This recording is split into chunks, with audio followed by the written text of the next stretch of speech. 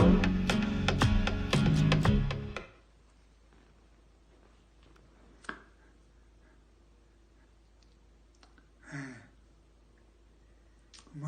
name is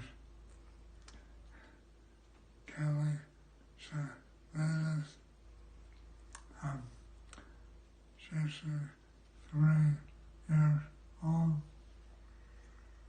and I just happen to have ALS.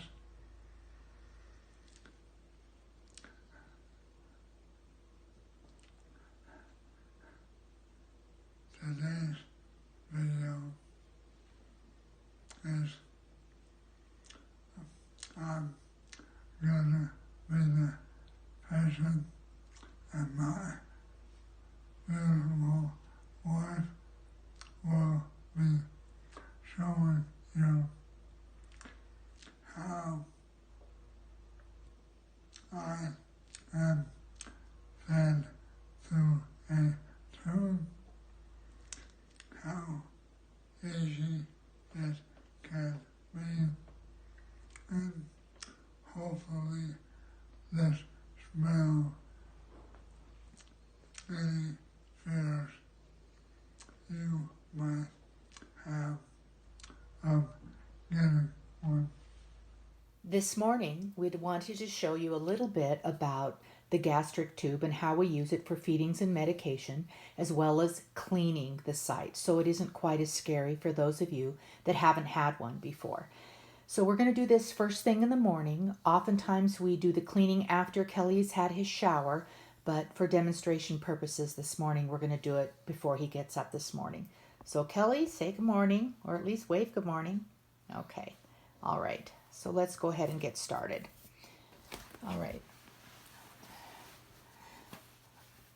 Kelly, can you hold that up out of the way, please? This may look a little bit different than the tubes that you have seen before because it doesn't have a tube extending out of his stomach. What we did after he had had the tube in about 3 or 4 months, we requested that it be changed to a Mickey tube, or what's called a Mickey button, and it's MIC-KEY. And as you can see, it's low profile and hides discreetly under his clothes, and there's no tube swinging to catch on things and pull, and he finds it much more comfortable.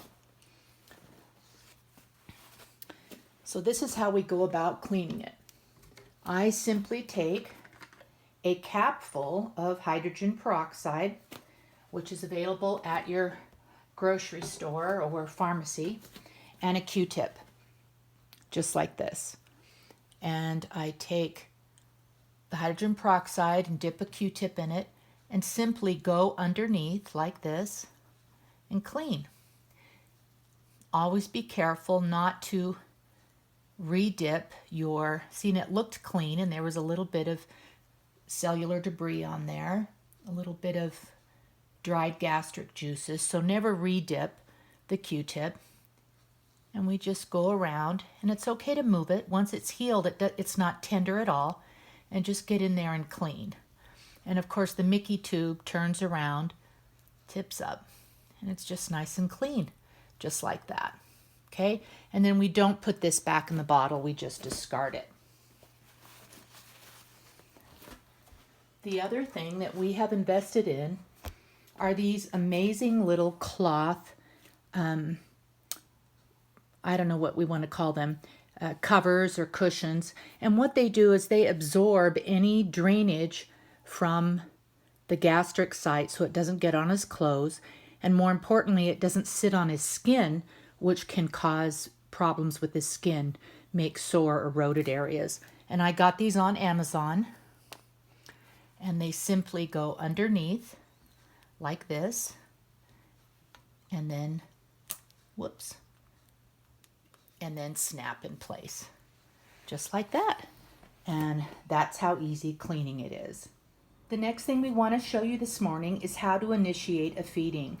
First thing in the morning, often before Kelly awakes, I grind up his medications, mix them in warm water, and put them in his gravity feeding bag. So he gets his medications first. it's very important that you bleed out the air before you attach the feeding tube to the port. And we'll talk about that again in a little bit. When Kelly got his Mickey tube, the kit came with a tube like this that fits directly in, but it sticks out like this. If he has his shirt down, it'll pull like this, and it's quite uncomfortable. So what we did was we Googled a right angle feeding tube, and Kelly will attach the link to that in the comments if you're interested in getting those as soon as this video posts. But as you can see, it's at a right angle. So when we put it in, it lays flush so he can have his shirt down and it doesn't pull the port at an angle and make it uncomfortable for him. This one is stained a little bit orange because of the nutritional supplements we give him, but they come clear like this one does in the beginning. The other thing you'll need to order, and we did this on Amazon, is a brush that fits down inside of this feeding tube to clean it each time it's used. And I simply run hot water with a little bit of dish soap, and I put the brush in here and I run it all the way down to the end, and then you grab the end here and simply pull it out, and then rinse it well with hot water and lay it out to dry. So I already have one attached to his gravity bag like this, and I have already bled out the air. And you simply do that. I have it closed at the top. You simply do that by opening it all the way up with this clamp closed, and then you open it up over a bowl or a cup and allow the air to all come out, stopping it once the nutritional supplement or the water or whatever it is you have in it starts coming out, and then you clamp it shut.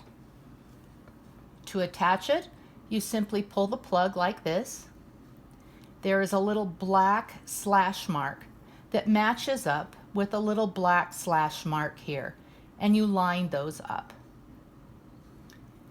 It will show you the direction this needs to be turned like that. I simply turn the port that way, making sure that I hold it and that it's locked in. Then I simply open the gravity, whoops, and allow it to run in like that. You'll need to make sure that you do it at a speed that is comfortable for your patient so that it doesn't go in too fast and make them feel full. And also make sure that they are in a inclined position, either in a chair or an adjustable bed, because filling up the stomach can often make it back up through the esophagus and cause them to choke or to aspirate on the fluid. To stop the feeding, you simply go like this.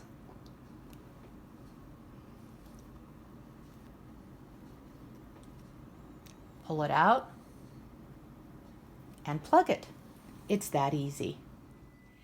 So here's Kelly getting his morning breakfast, but he wanted me to show you his sidekick, our little dog Gracie, who is very protective over him.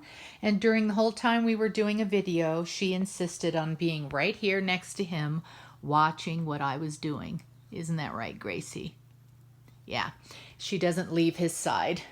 It's not unusual for animals to become very protective when their owner becomes ill, and that is certainly the case with us. Gracie? Isn't it? Grace, are you protective?